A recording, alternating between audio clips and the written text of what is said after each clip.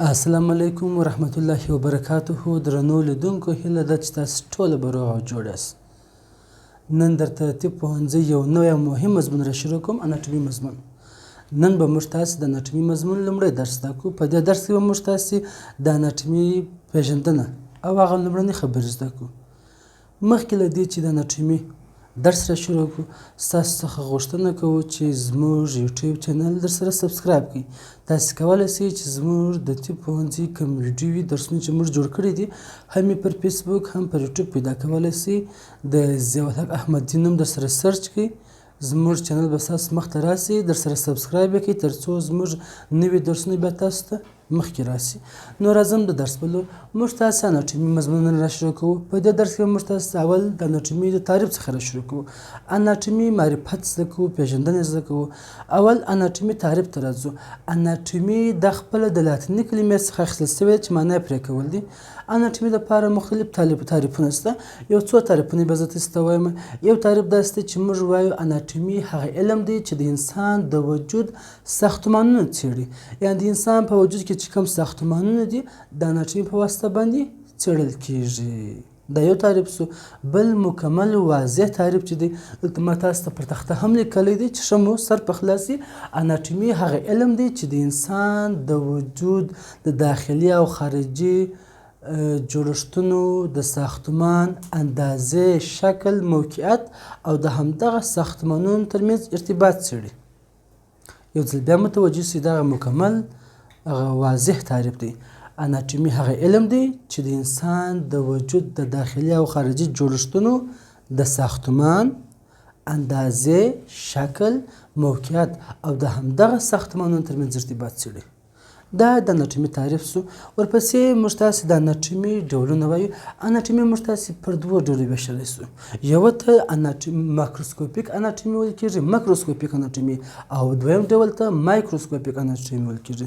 دلته به زه تاسو ته پر تخته ولیکم. اناټومي موږ تاسې پر دوو برخو ویشلی شو. یوه ته مکروسکوپیک اناټومي او بل ته مایکروسکوپیک اناټومي. لومړی موږ تاسې مکروسکوپیک اناټومي وایو. مکروسکوپیک اناټومي دا د اناټومي هغه ډول دی چې په دغه اناټومي کې زموږ د وجود هغه ساختمانونه تر څېړنې لاندې نیول کېږي چې موږ تاسې په عادي سترګو لیدلی شو. بغیر له مایکروسکوپه چې کوم ساختمانونه موږ په عادي سترګو لیدلی شو، د دغه علم ته مکروسکوپیک اناټومي ویل کېږي. مثال له خبرې لکه هډوکی. موږ تاسې هډوکي ټوله په سترګو لیدلی شو، په عادي سترګو. مایکروسکوپ ته ورته اړتیا نشته په کښې کې. نو دغه هډوکي دا زموږ تاسې په مکروسکوپیک اناټومي کې څېړل کېږي. زه به تاسو ته ولیکم. یو بون شو، یعنې هډوکی. دویم مثل عضله. موږ تاسې کولی شو عضله بغیر له مایکروسکوپه په عادي سترګو ووینو. یا مثال جاینټ بندونه. موږ تاسې کولی شو بندونه بغیر له مایکروسکوپه ووینو. نو هغه علم چې د وجود ساختمانونه بغیر له موږ تاسې بغیر له مایکروسکوپ په عادي سترګو لیدلی شو، هغه ته مایکروسکوپیک اناټومي کې راځي. بل بیا مایکروسکوپیک اناټومي کې بیا د وجود هغه ساختمانونه څېړل کېږي چې موږ تاسې په عادي سترګو نشو لیدلی. د تشې په واسطه یې وینو، د مایکروسکوپ په واسطه. په مایکروسکوپیک کې مایکرو معنا کوچنی، سکوپ لیدلو ته وایي. مکرو خو موږ تاسې وایي غټ سکوپ، یعنې غټ شیان دي. دا ټوله مایکروسکوپ ته اړتیا نشته.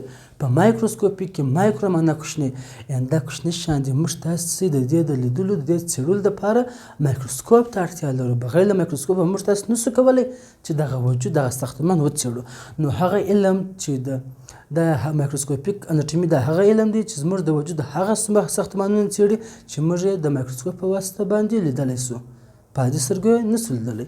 مثال لکه سل یا حجره. موږ تاسې نشو کولی چې حجره په عادي سترګو ووینو. موږ تاسې د حجرې د مایکروسکوپ په واسطه حجره وینو. یا بل مثال لکه ټشو یا نسج. موږ تاسې په عادي سترګو سره نسج نشو لیدلی ځکه دا ډېر کوچني دي. نو موږ د دې لپاره مایکروسکوپ څخه کار اخلو. دا د اناټومي ډولونه شول. یو مکروسکوپیک اناټومي شوله، بل مایکروسکوپیک اناټومي شول. په مایکروسکوپیک اناټومي کې د وجود غټ ساختمانونه چې په عادي سترګو لیدل کېږي هغه څېړل کېږي. په مایکروسکوپي کې بیا د وجود هغه ساختمانونه چې کوچني دي، په عادي سترګو نه لیدل کېږي، د مایکروسکوپ په واسطه لیدل کېږي یوازې هغه ته بیا مایکروسکوپیک اناټومي ویل کېږي. اوس دغه هډوکي چې هډوکي په مایکروسکوپي کې راځي هغه علم چې هډوکي څېړي په اناټومي کې هغه علم چې د هډوکو څخه بحث کوي هډوکي څېړي هغه ته موږ تاسو وایي اوسټیولوژي وایي. دلته به زه تاسو ولیکم اوسټیولوژي. اوس هم هډوکو ته وایي اوسټیولوژي.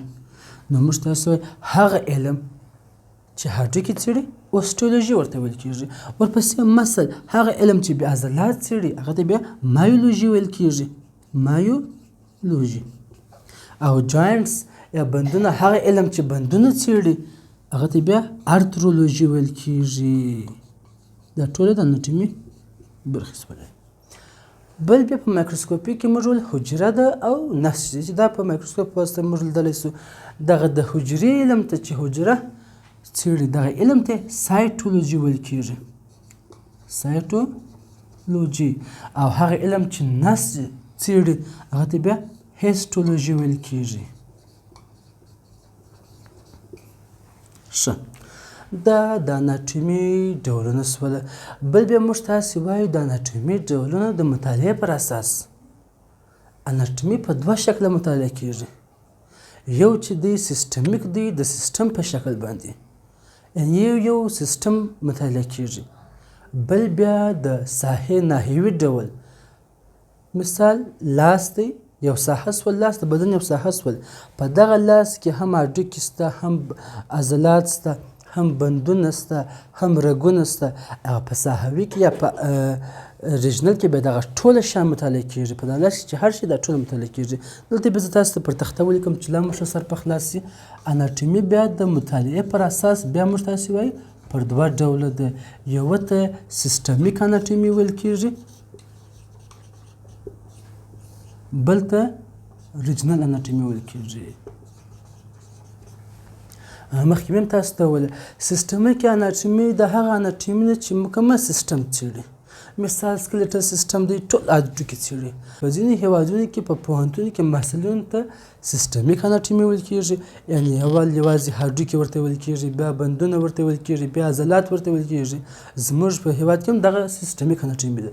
خو ریجنل اناټومي چې ده دا بیا ساحوي ډول یا ناحیوي ډول. په ریجنل اناټومي کې مثال هیډ سو په هیډ یا په سر کې کم هډوکي دي عضلات دي هر څه جوینټونه دي رګونه دي دا ټوله څېړل کېږي. یا مثال لاس دی وږه ده په وږه کې عضلات شته دا هم عضلات و هډوکي و رګونه دغه ټوله پکې څېړل کېږي. دا د اناټومي ډول ویش سو د مطالعې پر اساس. بل بیا موږ تاسې د اناټومي ځینې برخې وایو. مثال په هغه کې یوه برخه چې ده مثال اونټوجینای دا د اناټومي یوه برخه ده. دا اونټوجینای بیا موږ تاسې وایو دا د اناټومي هغه برخه ده چې د ژوندي موجود د تکامل مرحلې څېړي. هم د پیدایښت څخه مخکې کله چې ماشوم د مور په نس کې وي او د پیدایښت وروسته په دغه دواړو حالتونو کې د تکامل مرحلې د اونټوجینای په واسطه څېړل کېږي. په لنډ ډول سره ویلی سو اونټوجینای هغه علم دی چې د ژوندي موجود د تکامل مرحلې هم مخکې له پیدایښت هم وروسته له پیدایښت څېړي. بل بیا موږ تاسې امبریولوژي اصطلاح لرو. امبریولوژي دا بیا چې ده دا هم د ژوندي موجود د تکامل مرحلې څېړي خو د پیدایښت مخکې. په اونټوجینای کې هم د پیدایښت مخکې هم وروسته خو په امبریولوژي کې یوازې د ژوندي موجود د تکامل مرحلې د پیدایښت مخکې څېړي. بل اناټومي بله برخه چې ده هغه پایلوجینای دی. پایلوجینای چې بیا دی دا بیا د ژوندي موجود د تکامل مرحلې وروسته له پیدایښت څېړي. موږ تاسې په لنډ ډول سره داسې زده کوو.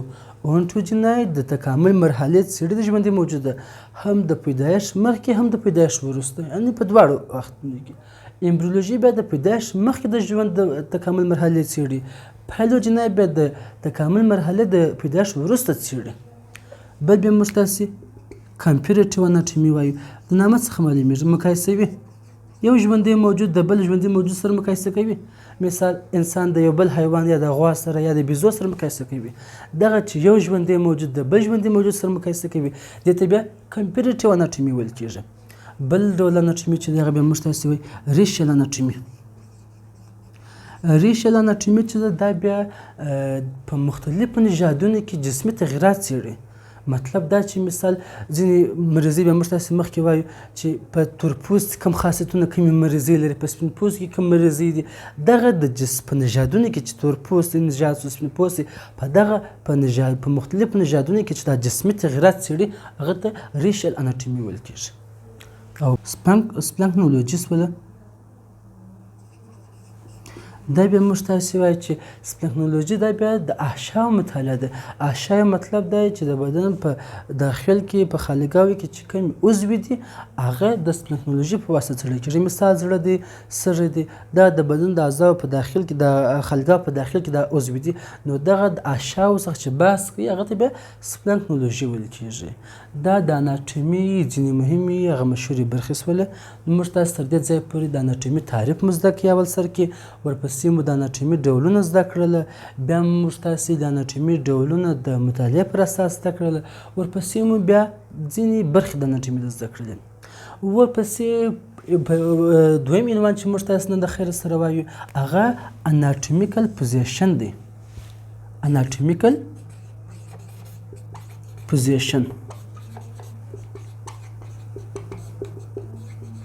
اناټومیک وضعیت موږ تاسې په دوه حالتونو کې وایو، یو په ولاړه کې وایو، بل په پروته کې وایو.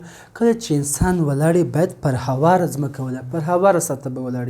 لومړی شرط پر هواره سطحه به ولاړ.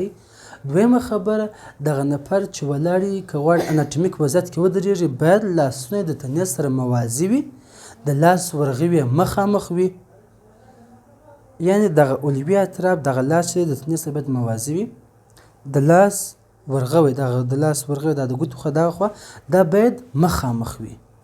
پښې به یې سره نږدې هغه به هم د تنې سره موازي وي، دغه پښې به یې هم مخامخ وي.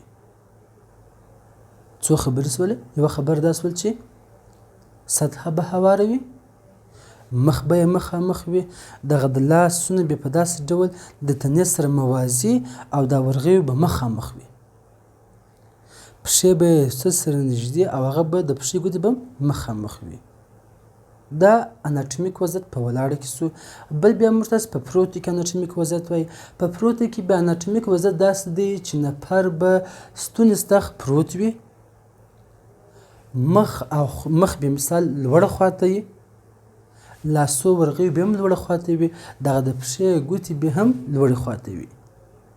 کله چې انسان منظم ستوني سخت پرېوځي موږ تاسې پوهېږو چې مخ به خامخا لوړه خواته وي، دغه د لاس ورغوی به هم دغسې نیسي چې دغه د لاس ورغوی به لوړ خواته وي. په ولاړه کې مخامخ وي ځکه انسان ولاړ مخامخ راځي. نو چې کله پرېوځي انسان مخ و لاسونه پښې دا ټوله لوړ خواته وي. نو په پروتو کې موږ اناټومیک وضعیت داسې وایو چې مخ به لوړه خواته وي، لاس ورغوی به لوړه خواته وي او دغسې د پښې ګوتې به هم لوړه خواته وي. دا اناټومیک وضعیت شو. خدای دې وکړي چې په دغه درس مو ښه سر خلاص شوی وي. نو دا زموږ د نن ورځ درس تر دغه ځایه پورې و.